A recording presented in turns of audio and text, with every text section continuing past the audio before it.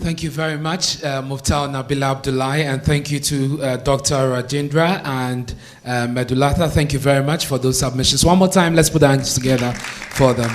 I wish we had enough time so we could talk about the human resource part of it.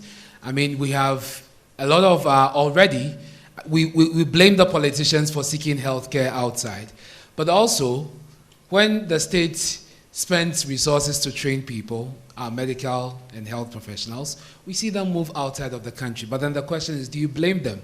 Because the grass is looking greener elsewhere, and so they would all want to move there. But how do we strike that balance so that we can have enough of the human resources, and maybe that could even be another way of boosting the economy, where we can export some of these people. Other countries have done it.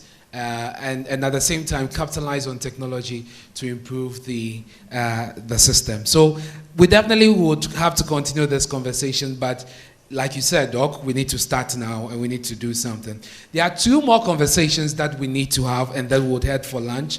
The first will be about the African market.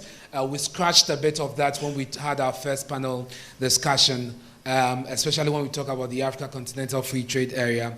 But then also, there's the political economy, which we must not ignore. It is a huge part of this, and we definitely must delve into it and begin to analyze the kind of democracy that we even have as Africa, how that is impacting on the economics of the continent, and how that can help us. Maybe we need to take a second look at it and review our systems and structures. I really would want to hear your thoughts on that. But right now, ladies and gentlemen, please help me receive the former Deputy Foreign Minister of the Republic of Liberia, B. Elias Sonyini, and he will speak to us on the state and future of African markets. Thank you very much. Let me first, before my presentation, thank the organizer of this very important gathering.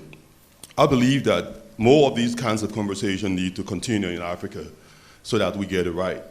And, and before going any further, I would like to also read a quote from one of the world's most acclaimed economists. And this quote will capitulate and capture all of what we've been saying here today and what we will continue to say about how Africa can proceed economically. And I read, some countries have progressed more faster than others, while some have not at all. The explanation for these differences does not seem to lie mainly in the realm of factor endowments. Some countries with poor natural resources, such as Taiwan and Korea, have done so well, while some rich natural resource endowed countries, such as DRC Congo and others, are still floundering. My hypothesis is that the single most important explanatory factor or variable is political organization, the administrative competence of government, and politics. At this point, as a properly modest economist, I disclaim further responsibility and pass the problem to my political science colleagues.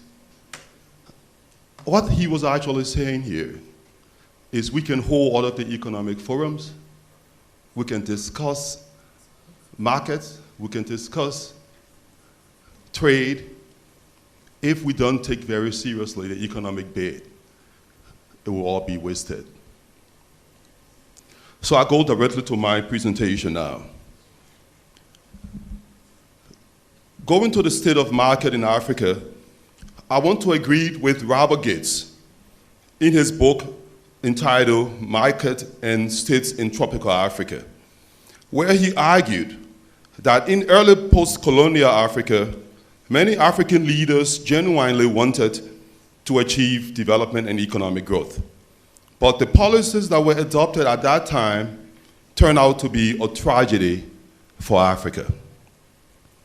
For decades, African markets have been chiefly commodity-based trading in primary resources which were exported to Europe, North America, now China, where these are processed, creating jobs and opportunities for people in those countries, while the people of Africa embellish in extreme poverty and destitute.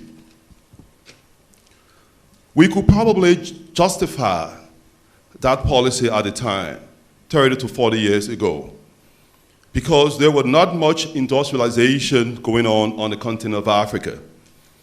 But how can we today explain the export of our cocoa, our coffee, our iron ore, our rubber, and other natural resources to countries afar outside of Africa, when countries within our continent, like Rwanda, Ghana, Ethiopia, and many other countries on the continent, are manufacturing cars, machineries, chocolate, and many other manufactured products.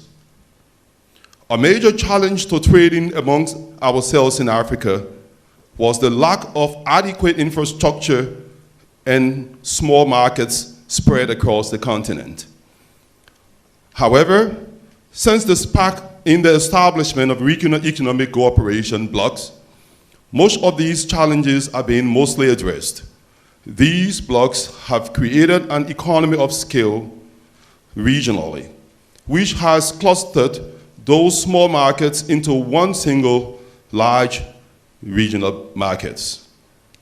The regional economic blocks have created sizable markets that can attract market-seeking economic investors and spur massive economic growth once treated with care. According to Statista data, in October 2001, the European was the leading trade partner of Africa. Around 23% of the total trade into the continent involved European countries that year. Meanwhile, 22% of African trade involved China, while 6% to India, and our internal trade remained around 3 to 3.4%. These numbers reveal to us that countries on the continent of Africa are increasingly drifting away from their traditional Western trading partners. However, the shift is not favoring intra-Africa trade. Instead, we are pivoting to China. Ladies and gentlemen, I do recall when I was Deputy Minister of Foreign Affairs for International Economic Cooperation, with responsibility to ECOWAS and other regional institutions and multilateral organizations around the world. One message that I took with me every time I had an opportunity to engage with an investor was that once you invest in Liberia, you are investing in an economy or in a market of over 300 million. Bearing in mind the power and force that the ECOWAS Union could bring to economic development and trade and investment attraction to our country. However, why are these markets not performing? If you look at our regional blocks in terms of ECOWAS, SADC, and others around the continent of Africa, in 2021, considering 2021 data, the only two blocks that performed minimally, but yet prosperously, were SADC and the Southern and Eastern Africa Economic Association. Our regional blocks and custom union are of no value to Africans if we fail to take measures that truly band our economies together as a single market. Today, AFTA has been presented to us again and has presented to us the continent with greater intra-trade possibilities.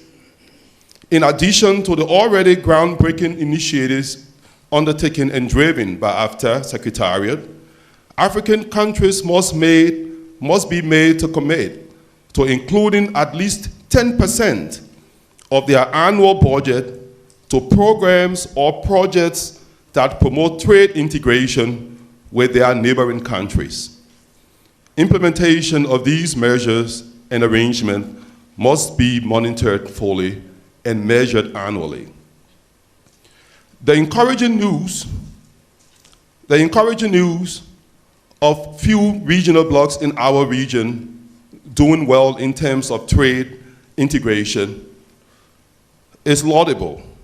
However, under the auspices of the African Union, we need to ensure and leverage fully on existing protocols and decisions that allow us to remove barriers and administrative roadblocks to enhancing trade among ourselves. This is an incremental gain that we should build upon. Notwithstanding, these numbers do not tell the whole story in terms of the two regional blocs that have made some marginal gains, as the performances of many of the other regional blocs on the continent are yet to take off. For example, a large regional bloc as ECOWAS, recording 8.18% in terms of internal and ECOWAS-wide trade, is decimal. East African Community, for example, EAC, 4.76%, and the Arab Maghreb Union, AMU, 5.44% during the same period, that is 2021. These low internal trade numbers are signaling to us the volume of work left to be done by us Africans and the inter-trade opportunities that are yet ahead. To secure these opportunities that are ahead of us, and I say opportunities because whenever there are targets and there are potential that we have to fulfill and we're not fulfilling, leaves sufficient room for us to see that as an opportunity and an objective to pursue. And to achieve these opportunities, we must work intentionally and think beyond our own countries. We must see Africa as a borderless region and also begin seeing ourselves as part of the new African renaissance that we all seek. The future belongs to Africa, but not without working for it. The future looks bright, but we have to go out and claim it. Thank you very much.